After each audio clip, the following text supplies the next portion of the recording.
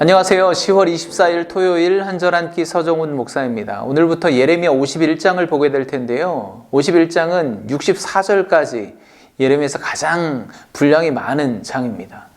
5일 동안 보게 될 텐데 그 내용은 역시 바벨론의 심판에 관한 것입니다. 어제도 오늘도 내일도 바벨론의 심판이 계속 거듭되다 보니까 한편으로는 바벨론이 참 안 됐다 싶기도 한데 그만큼 바벨론의 죄악이 중하기 때문에 철저하게 심판하시는 하나님을 우리가 볼 수 있습니다.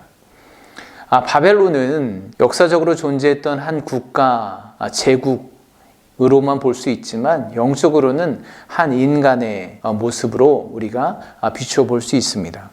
하나님께서는 한때 들어 사용했던 바벨론이 하나님의 백성을 노력하고 하나님의 거룩한 성전을 회파하고 교만해짐으로 바벨론을 심판하시기로 뜻을 정하셨습니다. 오늘 본문에 보니까 특이한 표현이 있습니다. 무엇이냐면 1절에 보니까요. 멸망시키는 자의 심령을 부추겨 11절에서는 여호와께서 메대 왕들의 마음을 부추기사 하나님께서 페르시아와 메대 왕들의 마음을 부추겨서 그들의 마음을 움직여서 바벨론을 멸하시기로 뜻을 정하신 것입니다.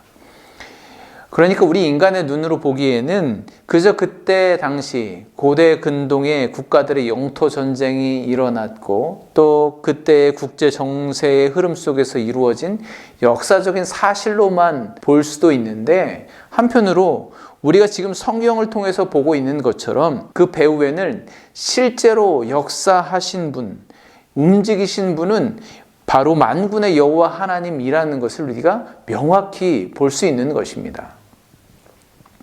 그러니까 우리가 예레미야를 묵상할 때 바로 그것을 잊지 말아야 합니다.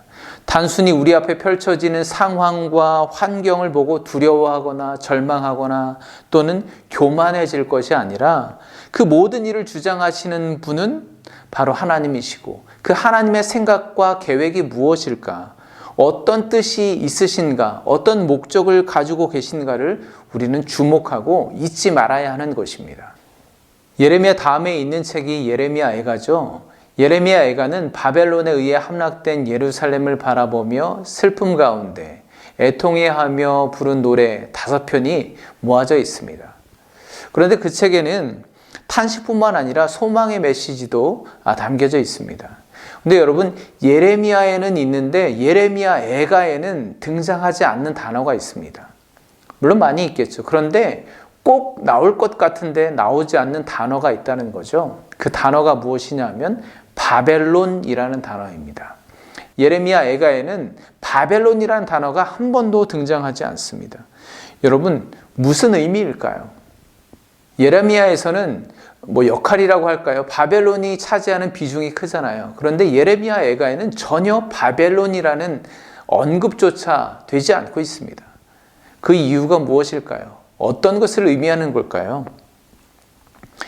이스라엘과 이방의 심판과 구원, 회복, 아무튼 이 모든 일들이 어떤 사람, 어떤 나라에 의해서 이루어진 것이 아니라 오직 여호와 하나님께서 뜻을 정하시고 계획하시고 실제로 그분께서 행하신 것임을 증거하는 것입니다.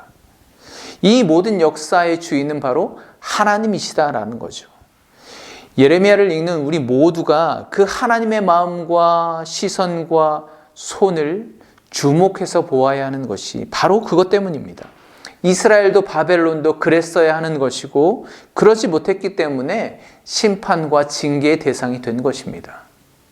오늘은 심판의 대상이 된 바벨론에 대해서 잠시 생각해 보았으면 좋겠습니다. 우리가 바벨론이라는 나라를 예레미야나 이사야 선지서를 통해서 알게 되지만 사실 바벨론은 최소 기원전 2000년 전부터 존재해왔던 나라입니다.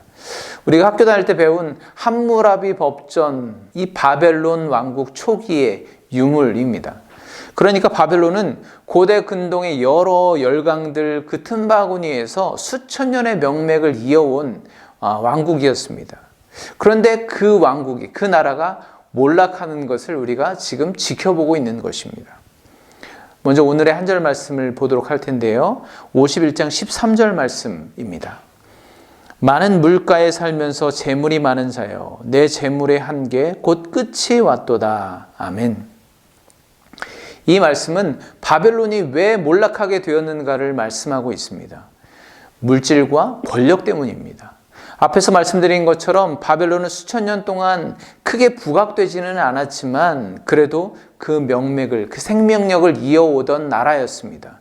그런데 그가 고대 근동의 나라들을 점령하고 막대한 물질과 권력을 잡게 되면서부터, 제국이 되면서부터 급속도로 몰락해서 겨우 50년, 60년도 되지 않아서 망해버린 것이죠.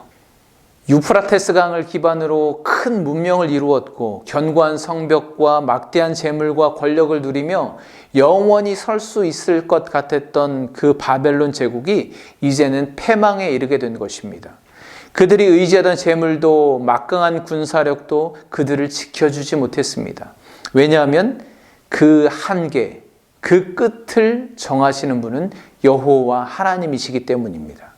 모든 것에는 다 끝이 있습니다. 그러나 그 끝을 정하시는 분은 영원하십니다. 그러면 우리가 누구를 의지해야 할까요? 목회자인 저도 날마다 체감하지만 사실 세상에서 가장 위대한 능력, 권력, 권세, 가능성이 있는 것은 돈입니다. 그러나 제가 또 한편으로 목회자로서 분명하게 말씀드리지만 딱 거기까지입니다.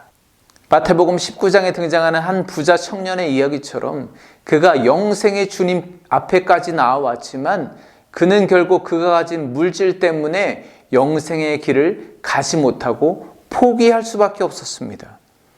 딱 거기까지였습니다.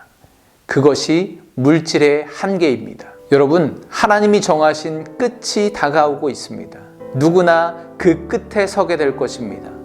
그러나 그 끝은 우리가 지금 무엇을 붙들고 의지하고 있느냐에 따라서 전혀 극명하게 달라질 것입니다.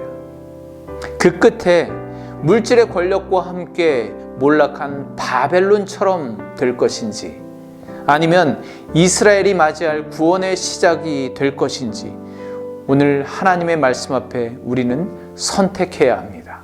기도하겠습니다. 하나님, 모든 것이 주님의 손 안에 있음을 고백합니다. 모든 것의 시작과 끝을 정하시는 하나님, 우리에게 맡기신 유한한 것들을 우리가 붙들고 의지할 것이 아니라 영원하신 여호와 하나님만 의지하게 하여 주시옵소서. 예수 그리스도의 이름으로 기도합니다. 아멘. 우리의 만족은 오직 하나님밖에 없습니다. 오직 주님으로 충만하신 주말, 주일 되시기를 간절히 소망합니다. 월요일 아침에 뵙겠습니다. 감사합니다.